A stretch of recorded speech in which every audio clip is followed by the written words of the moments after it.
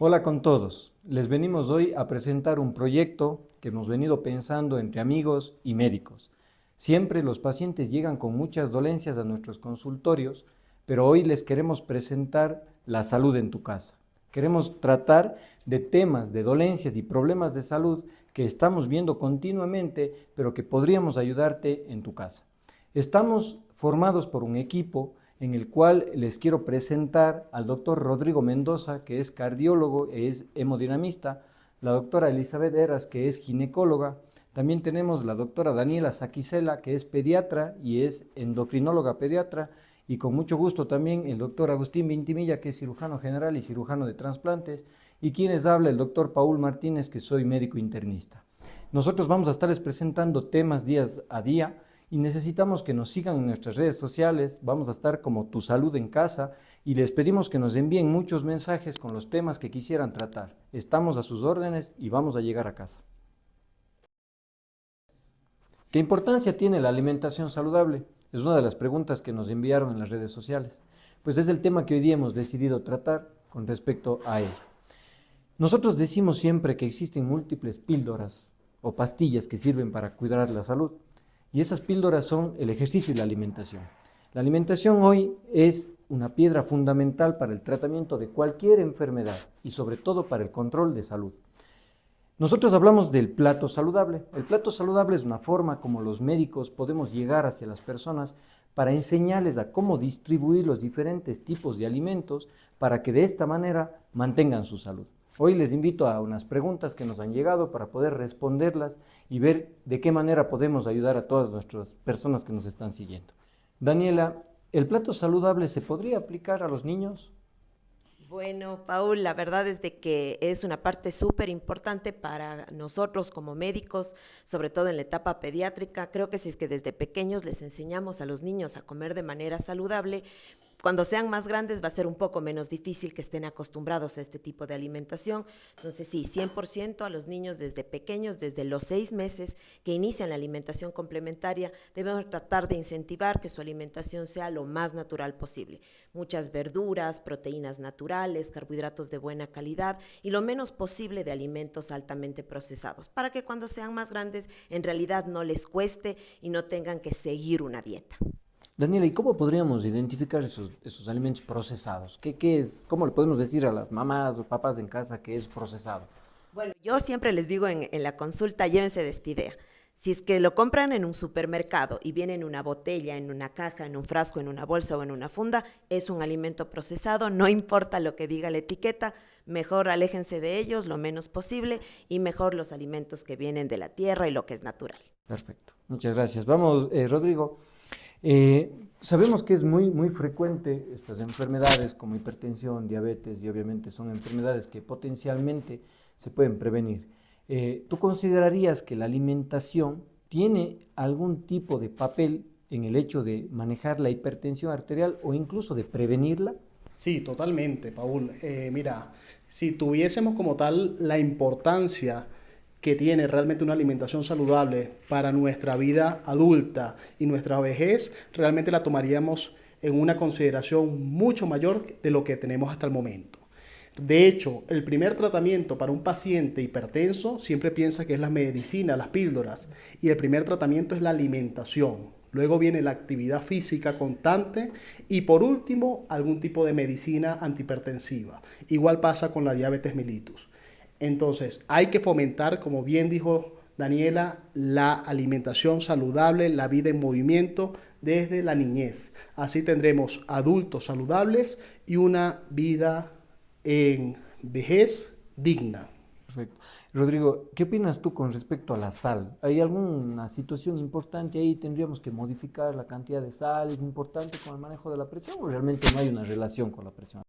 La realidad es que sí la hay. Siempre ha sido un debate y se establece en todas las sociedades de cardiología que debemos limitar la ingesta de sal. Nosotros siempre proponemos que el paciente consuma de 3 a 5 gramos al día de sal y que no sobrepase estos valores. Si esta cantidad es excedida, la probabilidad que el paciente suba un poco sus niveles de presión arterial están presentes. Y sobre todo pasa en esos productos industrializados que estábamos conversando, que son con alto contenido de sodio. ¿Podemos saber cuánto es 3 a 4 gramos de sal? ¿Tienes una idea cómo medirla? Bueno, la realidad es que lo que nos dicen a nivel de los nutricionistas es que una cucharilla de postre como tal equivale a 3 gramos de sal al día. Entonces que esto tiene que ser repartido en los platos que nos vamos a ingerir durante el día. Perfecto. Es justamente la recomendación. Siempre tengan una cucharilla cercana. Muy bien. Perfecto. Vamos, siempre es importante tener una ginecóloga en el equipo porque las mujeres embarazadas es un mundo muchas veces diferente, pero también por ser un mundo diferente, muchas veces estamos restringiendo muchas de las cosas que normalmente estamos comiendo. Y ahí viene la pregunta para nuestra amiga Elizabeth, ¿no? ¿La mujer embarazada realmente tiene que restringir algún tipo de alimento en el embarazo o puede comer cualquier cosa? Esta es una buena pregunta, Paul, porque hasta hace algunas décadas se pensaba que la mujer embarazada debía comer por 2. Y realmente eso es completamente erróneo. La idea de un embarazo saludable más bien es distribuir bien nuestros alimentos. La mujer embarazada cursa periodos y trimestres en los cuales su proceso digestivo va a ser diferente. Al inicio vamos a tener náuseas, un periodo de adaptación. En el segundo trimestre, pues, nos va a ir mejor, vamos a poder tolerar más los alimentos, esta sensación de bienestar. En cambio, al tercer trimestre, la plenitud, una pancita grande, reflujo, indigestión. Entonces, la idea en el embarazo es más bien distribuir bien. Como mis compañeros han dicho y no me dejan mentir, realmente lo más natural posible. Distribuir 3 comidas fuertes en el día, que serían desayuno, almuerzo y merienda, y 2 snacks. ¿Sí? El snack va a ser algo que simplemente va a permitir que nuestros niveles de glucosa estén pues, óptimos para nuestras actividades, una fruta, una porción de yogur griego, tal vez frutos secos, un té, una agua aromática, y distribuirlo eso dependiendo de las necesidades que tengamos en el embarazo. El incremento óptimo de peso va a ser de 1 kilo al mes. Entonces es importante que nosotros, primero como mujeres, vayamos teniendo esta conciencia e ir viendo nuestra talla en la ropa, cómo va pues, la distribución de grasa, pesarnos de vez en cuando y hacer que nuestro ginecólogo siga este incremento de peso adecuadamente en la consulta. ¿Podríamos nosotros, Elizabeth, tener algún signo de alarma? Por ejemplo, si está subiendo mucho peso, no sé cuántos kilos en el mes, como tomar en cuenta de que ya estamos manejando mal el tema de alimentación en el embarazo. Ahí va la consulta prenatal. Si es que nosotros iniciamos nuestro embarazo con sobrepeso, el aumento o el incremento de peso al final del embarazo se restringe también.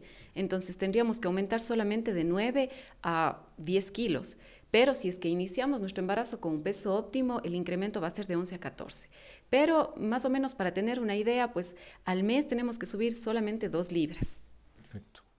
Muy bien. Ahora, Agustín, siempre hay una situación con respecto a los pacientes que han sido operados, ¿no? Todos tenemos en la familia alguien que se operó y siempre como médico de familia nos llaman y nos dicen, me operé de alguna cosa y realmente puedo comer de todo. O sea, realmente una vez que me operé puedo comer de todo, depende de la cirugía, se puede restringir algo o no se tiene que restringir nada. ¿Qué opinas, Agustín? Yo creo que, Paul, este tema que tocas yo creo que es la pregunta más, yo diría, más frecuente o prácticamente en términos coloquiales, yo creo que es la que se repite en 100% de los pacientes, ¿no? Y está bien, pues, porque obviamente luego fuera del estrés fisiológico que hay en una cirugía, también el estrés un poco emocional después de un acto quirúrgico, el paciente está muy ávido por saber cuándo puede comer. Y como dice Eli, también tradicionalmente, los antiguos mitos, ¿no?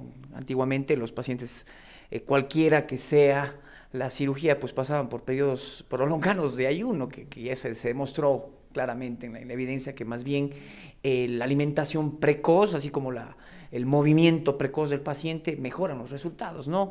Sin duda es lo que más pregunta. Va a depender obviamente del tipo de cirugía, ¿no? Las cirugías más prevalentes o más practicadas, obviamente, a nivel digestivo, lo que es vesícula, apéndice, prácticamente pueden comer inclusive dependiendo de la condición el mismo día o máximo en 24 horas. No, habrán cirugías de mayor complejidad, obviamente, que podrán tal vez necesitar un periodo tal vez de adaptación, en donde hubo tal vez algún tipo de intervención en el sistema digestivo por cuestiones, pero ni aún así, porque inclusive en esa se ha visto que, como digo, la alimentación precoz y más oportuna puede mejorar inclusive los resultados en el postoperatorio. Perfecto. Ha ido cambiando mucho, como tú decías, ¿no? El tabú, antes pacientes 2, 3 días antes no comían nada y 2, 3 días después tampoco comían nada, pero este rato eso ha demostrado también, ¿no? Que repercute en la curación del paciente, en lo que es el tema de la herida y todo eso. Sin duda, recordemos que la cirugía, el paciente ya viene con cierta patología que de por sí ya exige una mayor demanda de nutrientes. De por sí la cirugía ya es, como les dije, es una agresión para bien, con fines curativos, pero también demanda lo que conocemos en medicina, un catabolismo, es decir, una necesidad mayor de nutrientes. Entonces, donde justamente mayor se necesita las proteínas, los carbohidratos, ¿no? Yo siempre digo, ¿no? Las proteínas son el cemento de las cicatrices, ¿no? Entonces, obviamente, una alimentación adecuada en una cirugía, cualquiera de esta que sea, obviamente va a ser necesario, no solo, inclusive en algunos pacientes, una suplementación adicional, no solo con la comida habitual, sino con el apoyo también de productos nutricionales. Perfecto. Pues bueno, vamos viendo que el tema de la alimentación siempre es algo importante y vamos viendo tanto en niños, mujeres embarazadas, cirugía, adultos mayores. Obviamente que conforme cada etapa de la vida se va dando y situaciones fisiológicas como el embarazo, pues tenemos que ir haciendo ajustes nosotros con respecto a la alimentación y vamos, Daniel, en el sentido, cuando yo tengo un niño y los que somos ya padres siempre queremos que nuestros hijos crezcan y nos pasen con 2, 3 metros de altura y queremos que sean grandes, pero siempre tenemos ese temor de que les estamos dando lo suficiente, tengo que suplementar. ¿Qué es esto de suplementarle, darle vitaminas o realmente el tema de alimentarse saludablemente para un niño es adecuado y simplemente si es que existe alguna enfermedad en la cual hay una deficiencia, pues es donde tengo que suplementar? Bueno, creo que es un mito bastante difundido que la mayoría de los papás piensan que las vitaminas les van a ayudar a sus hijos a que sean más altos o que si es que están con un peso bajo, las respuestas son las vitaminas. Lamentablemente este es un mito, a menos que el niño en realidad tenga una enfermedad, que nosotros constatemos en un examen de sangre que hay una deficiencia vitamínica, vamos a tener que primero buscar por qué está deficiente. En la mayoría de los casos es porque no tiene una alimentación adecuada, pero en ese caso lo que buscamos nosotros es, vamos a suplementar de manera inicial, pero lo más importante es que le apoyemos en conjunto con la nutricionista para que el papá y la mamá aprendan a darle de comer de manera adecuada a su hijo. Entonces, en realidad, en un niño sano que tiene una alimentación adecuada, no hace falta suplementar con ninguna vitamina para que tenga un crecimiento y un desarrollo adecuado. Es diferente si es que el niño ya cumple criterios de desnutrición, de talla baja. En esos momentos tenemos que buscar cuál es la causa y tratarla, pero de manera general, las vitaminas no son la respuesta. Perfecto, podríamos decir entonces que el multivitamínico que vienen a pedirnos está en las frutas y en los vegetales. Exactamente, en los alimentos naturales. Perfecto. Hay una situación que vemos regularmente, Rodrigo, en la consulta. Los pacientes son derivados muchas veces y nos dicen, en casa nos dicen, no, los triglicéridos los tengo altos, ¿no? Los tengo altos y, oiga, yo no hago frituras, yo no como nada de ese tipo de cosas. Y es en donde queremos retirar ese tabú, ¿no? ¿Realmente los triglicéridos elevados dependen de las frituras realmente o por qué a las personas se les suben los triglicéridos? Claro, los triglicéridos es una excelente pregunta. Los triglicéridos siempre lo asociamos como tal a una mala alimentación. Puede llevar como tal una una alimentación rica en carbohidratos exagerados a elevación de niveles de triglicéridos, pero tenemos como tal un componente metabólico en el cual los pacientes, así tengan una alimentación saludable, pueden producir niveles de lípidos aumentados. Y esto se debe como tal a una carga totalmente genética. ¿Okay? Hay pacientes, ya se conoce muy bien, la hipertrigliceridemia familiar. Es importante, ¿sabes qué, Paul? Mi paciente más joven que ha intervenido de un infarto tenía 19 años. Tenía una hipertrigliceridemia familiar. Su padre y su abuelo manejaban 1800 de triglicéridos. Él desde que nació manejaba 1700, 1800 de triglicéridos. Se infartó a los 19 años. Entonces imagínate lo que puede tener en un chico delgado, deportista, futbolista. Entonces, no todo el tiempo se va a deber a una mala alimentación. Tenemos que tener en consideración que tenemos un metabolismo, que hay ciertas hormonas que en algunos pacientes pueden tener algún tipo de alteración y sintetizar mucho más lípidos de lo que se debería, de forma anormal. En ese grupo de pacientes tenemos que hacer intervenciones precoces para que este tipo de complicaciones cardiovasculares no se presenten como pasó en este ejemplo que estoy dando. Perfecto, Rodrigo. Resumiendo nada más, lo que sucedería es que los triglicéridos se suben, como decías, por los hidratos de carbono, que lo que solemos decir en la consulta, las harinas, ¿no? Arroz, papa, fideo, yuca, y eso es lo que hay que buscar, ¿no? Porque muchas veces vemos lo que es fritura, pero no es eso, son las harinas. Y por el otro lado también estar pendientes de que podemos llevar una buena actividad física, una buena alimentación, pero existen otras causas secundarias, problemas hormonales o problemas genéticos que podrían elevar el triglicéridos y deberíamos investigarlos. Perfecto. Vamos, Elizabeth, también hay un detalle y justamente cayendo en las mujeres embarazadas y me quiero referir también un poco hacia la lactancia, ¿no? Hay este tema de realmente el suplementar calcio, ¿sí? O el dar algún tipo de suplemento en la alimentación, ¿realmente es útil, es válido tanto en el embarazo como en la lactancia o simplemente con utilizar derivados lácteos, leche, es suficiente como para poder dar los suplementos para ese embarazo? Bueno, aquí sí hay una discrepancia porque en el embarazo sí necesitamos suplementos, sí, porque es un periodo fisiológico diferente. La mujer está desarrollando una vida y el consumo de calorías y de ciertas vitaminas son diferentes en la etapa de gestación y en la lactancia también. Entonces, sí, existen varios estudios en los cuales nos advierten que una mujer embarazada debe suplementarse con 1 gramo de calcio diario, además de vitamina D. Los dos van a suplementar y van a contribuir al consumo que se está originando de manera diaria en el desarrollo de la gestación, el consumo de vitaminas y nutrientes que pasan a través de la placenta.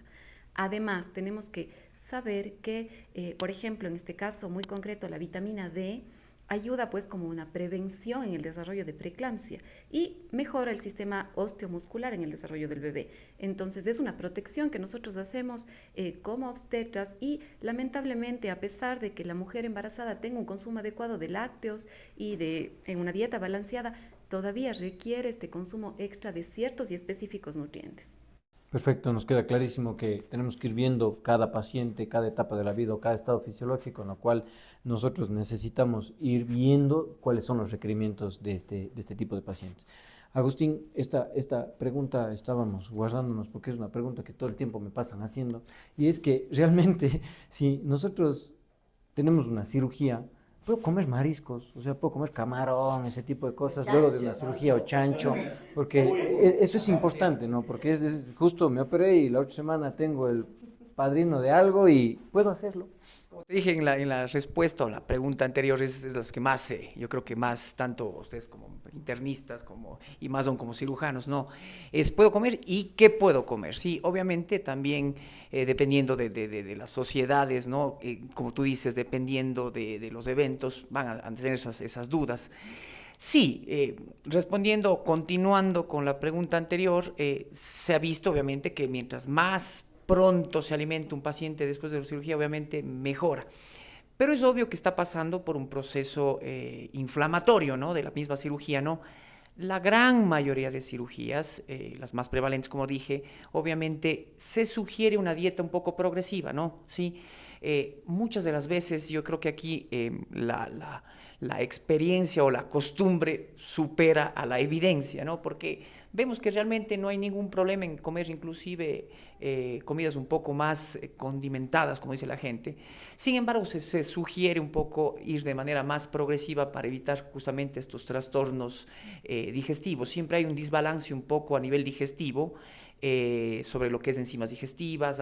Ahora con esto de la microbiota que ya no es nuevo, ¿no? Entonces, siempre hay un cambio en eso, uso de antibióticos. Entonces puede haber ciertas molestias que conocemos en medicina de dispepsias, ¿no? Es decir, molestias digestivas vagas, por lo que se sugiere un poquito mantener una dieta progresiva, tolerante. El mismo paciente puede irlo adaptando, ¿no? Lo típico, ¿no? Las grasas, ¿puedo, doctor? Las grasas, el cuy, como decía, el chancho, etcétera.